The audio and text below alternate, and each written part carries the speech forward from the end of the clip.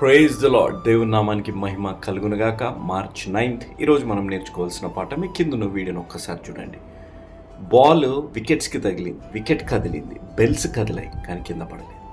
అనగా బెల్స్ పడితేనే అవుట్. ఈరోజు నేను నా జీవితాల్లో కూడా గ్రహించాను.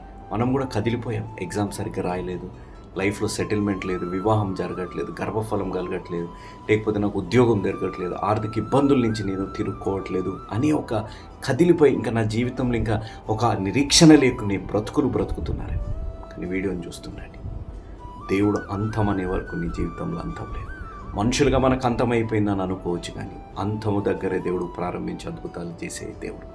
బాల్ తగిలింది, అవుట్ అనుకున్నారు, కానీ దేవుడు నిలబెట్టాడు. ఈరోజు నీ జీవితాల్లో కూడా నిరీక్షణకి ఆధారం లేని దగ్గరే దేవుడు నిరీక్షణని దయచేసే దేవుడు.